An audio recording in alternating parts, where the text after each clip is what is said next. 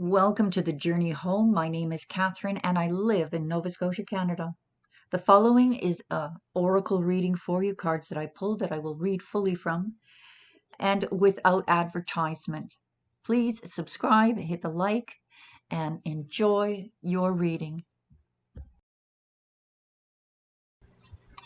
This card pulled for you is from the Faerie's Oracle by Brian Froud. Card number 21. The Faerie who was kissed by the Pixies. Love given, love received. Metaphorical open heart surgery. Pixie kisses are not chocolate like the well-known Hershey's Kisses, but the Pixies claim that they are a whole lot sweeter and don't do anything dreadful to your teeth. However, if the Pixies have been munching fairy chocolate, some pixie kisses give people freckles. As Brian wrote, the Pixies say that there cannot be too much kissing. A fairy kiss is a blessing indeed. Pay attention when you feel a fairy touch on your cheek or lips. Pixie kisses, in fact all fairy kisses, are to be noticed and savored. If you do notice, you will find yourself smiling without meaning to and feel a surge of warmth swell in your heart. This fairy Morna is the queen of love, all kinds of love, brotherly, sisterly, parental, friendly, unconditional, or conditional, either or both. She tells us, it takes perfect people to have a perfect love, but we imperfect, as we all are, may have many loves, each one perfect for who we are and for what we need now. These loves may not feel perfect, they may not look perfect from the outside, but they fit us now. If we don't like them, she shrugs, then we need to change ourselves so that a different kind of perfection fits us. Here we see Morna in her role as heart surgeon, using the power of love to help us open our hearts when we have closed them out of fear, helping us to expand and become more of what we have the potential to be. Yes, it is true, having an open heart, being willing to love and be loved, makes us vulnerable to loss and grief. But Morna assures me, and I believe her, that once a heart is truly and fully open, even the deepest grief becomes bittersweet, like dark chocolate, and there is no pain that is not balanced by the greater joy of love. The feeling of giving love is what makes us feel good. What keeps us from enjoying it fully is our desires to own others and to have them constantly prove our importance to them. Such proof is impossible. However, this kind of conditional and self-limited love is part of how we learn about real love. If ever you hear yourself asking, "Do you really love me?" or saying, "I don't think you really love me," then you know that the love you are giving to the other is conditional and limited. Morna would like us to help us learn to love others without conditions, and she also would like us to learn to love while still staying properly centered within ourselves. It is important for us not to lose ourselves in others and let their desires become ours while losing sight of what we need for fulfillment in our own lives. In the long run, or even in the not so long run, that never works. We only think we know what others want and need, and sooner or later we get it disastrously wrong, usually by thinking we know what they ought to need. We are all learning about love, and in the process of learning, we all act as teachers for each other.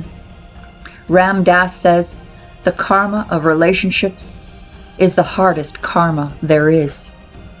Believe it, Morna advises, and this is true no matter what the relationship is.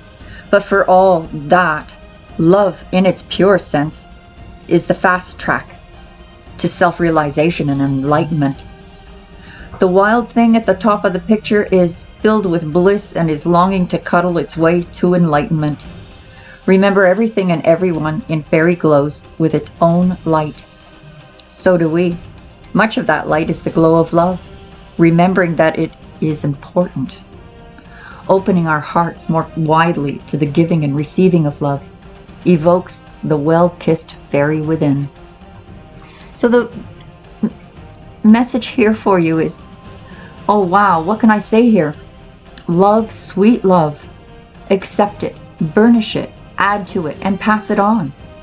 The presence of the fairy who was kissed by the pixies suggests giving and receiving love and intimacy in any of a wide variety of relationships.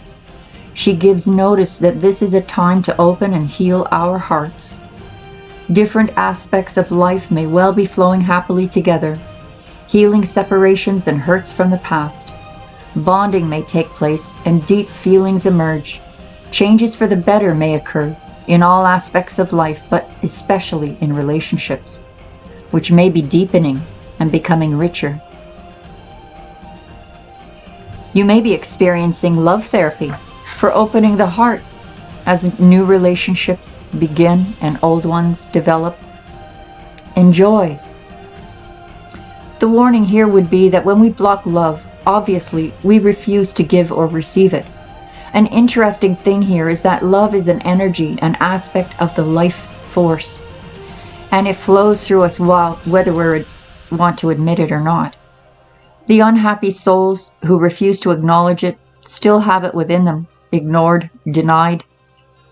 Another way we block love is to become the kind of people pleaser who wants to be everything for others but won't let them give to you in return. The twisted energy of love shows up as jealousy, possessiveness, attention-seeking, and demanding behavior. It is focused on getting rather than giving and results in unhappiness rather than happiness. It is also based on the entirely false idea that there is not enough love in the world for everyone to have as much as we need, or they need. Another twist is believing that it is up to others to make us happy, when really this is our own responsibility.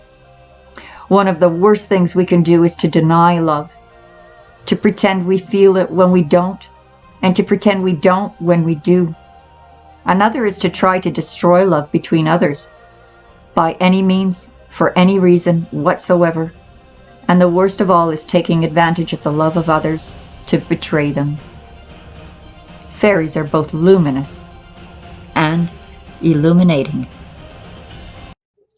Before I read the second card for you, just a reminder to please hit the like and help me beat those algorithms. For every like that you give me is potentially 1,000 suggestions and recommendations on YouTube.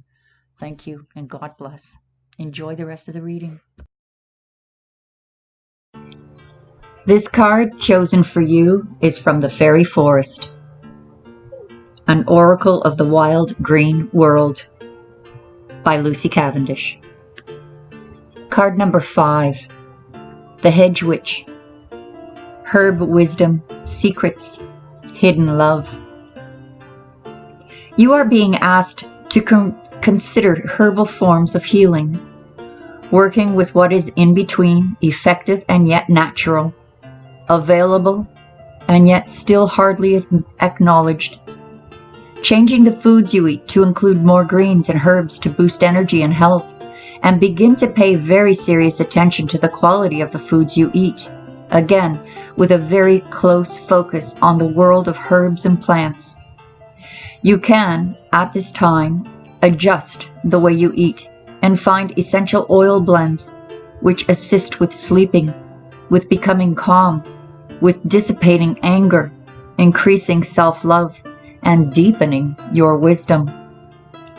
Explore growing your own flowers, vegetables, and herbs. When you begin to consider the truth that what you ingest becomes the very molecules of your body, and you may decide at this time to reduce additives, sugar, GMOs, and various forms of meat too. You now begin a journey into health and well-being and eat what is good and wholesome to you. The Hedgewitch is the messenger guiding you to this new path of nourishment and well-being through the plant world. Artwork, Xian. If you're still here, thanks for listening to this oracle reading. And please join us Wednesdays and Sunday nights live. If you would like some free cards pulled for you, I would love to pull them for you. Check the website out too. There are all kinds of perks for members over there. God bless, and talk to you again soon. Bye-bye for now.